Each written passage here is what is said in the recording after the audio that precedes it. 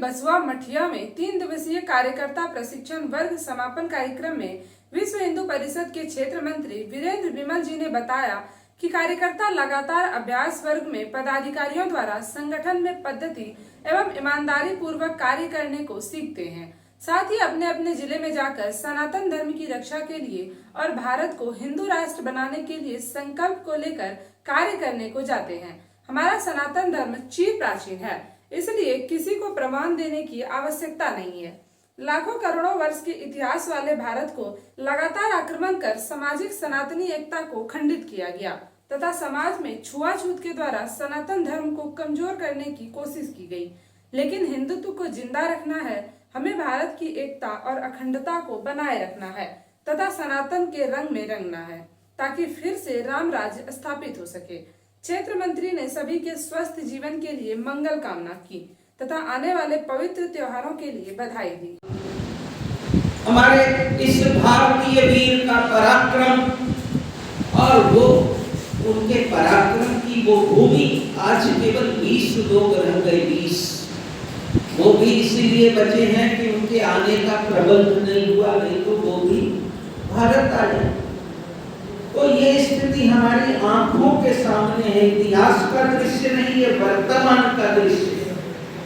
पाकिस्तान में कितने हिंदू रह गए, बांग्लादेश में क्या स्थिति है, कलकत्ता में हिंदुओं पर आक्रमण हो रहा। कलकत्ता जैसे शहर में हिंदुओं पर आक्रमण हो रहा। हजारों की संख्या में आक्रमणकारी दुष्ट मुसलमान आकर के हमारी हिंदू समाज के घर जला रहे, उनको प्रताड़ित कर रहे। ऐसा ही दृश्य हमने कश्मीर में देखा है। थोड़ा बहुत अभी कुछ संभला है। हमारी आपकी जो एकता बढ़ी, जो शक्ति बढ़ी, उसका एक सद परिणाम के रूप में कश्मीर में थोड़ी स्थितियां संभली हैं, लेकिन बहुसंख्या आज भी हमारी नहीं है। केरल की स्थितियां भी हमारे सामने हैं।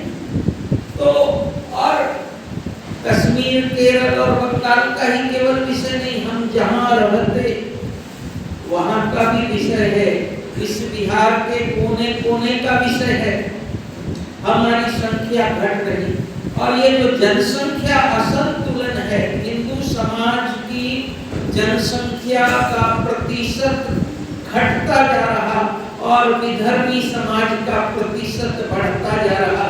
आज इस परिस्थिति में हिंदू संगठन के काम का दायित्व हमारे कंधों पर है। हम विचार करें, आज 3 दिनों में हमने अनेक विषयों पर चर्चा की है। हमने इस राष्ट्र के गौरवशाली इतिहास का दर्शन किया है। हमने सत्संग की महिमा जानी है। हमने जाना है कि आज धर्मांतरण को रोकना क्यों आवश्यक है और कैसे भूले भटके बिछड़े लोगों को जो दूसरे धर्मों में चले गए उनको पुनः इस भारत माता की मुख्य धारा में वापस लेकर के आना कितना आवश्यक है आज समय के अनुसार। विश्वामित्र की तपस्थली रही, भगवान श्री राम के चरण कमलों की संस्पर्शित ये भूमि। ऐसे पुण्य क्षेत्र में बैठकर हम विचार करें और कितना बड़ा सौभाग्य हमारा है। हमारे संतों ने कहा कि बड़ा भाग्य मानुष तन पावा, सुर दुर्लभ सब ग्रंथन गावा।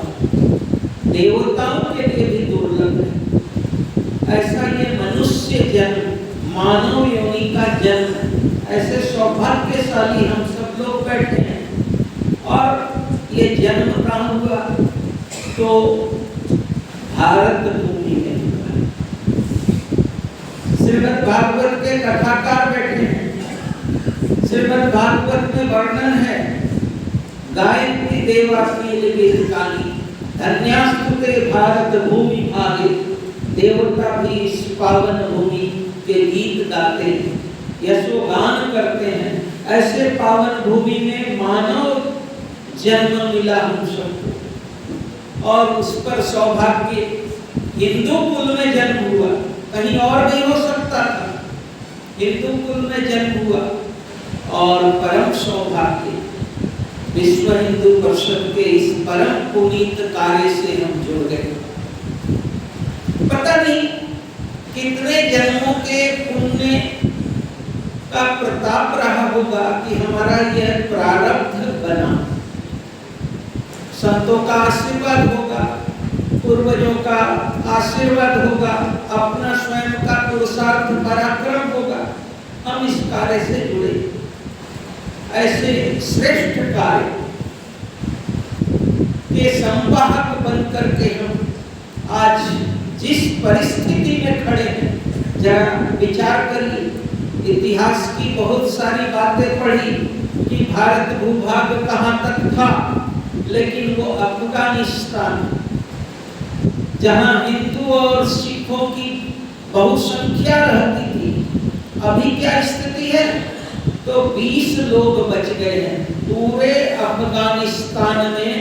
जहाँ अफगानियां गाती थी, रोते थे बच्चे तो सुलाती थी अफगानियां, बेटे सो जा नहीं तो आ जाएगा हरि सिंह नलवा।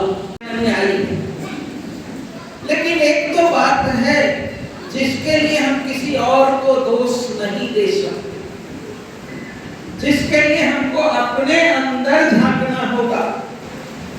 अगर हमारे समाज में एकजुटता की कमी है, समाज में कहीं भेदभाव है, कहीं अस्पृश्यता की भावना है, तो इसको ठीक करने के लिए कोई अरब से मुसलमान आएगा क्या? कि कोई रोम से पादरी आकर के ठीक करेगा?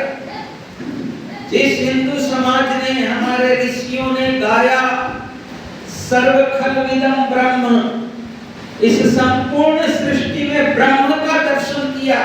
ईशोपनिषद का पहला मंत्र है ईशावास्यमिदं सर्वं यत्किंचित् जगत्यां जगत्। संपूर्ण पहाड़, पत्थर, नदी, तालाब, वनस्पति, वृक्ष, लता, कंकर, पत्थर, सब में उसी का दर्शन जिस हिंदू ने किया, वो अपने भाई में उसी ब्रह्म को क्यों नहीं देख पाता?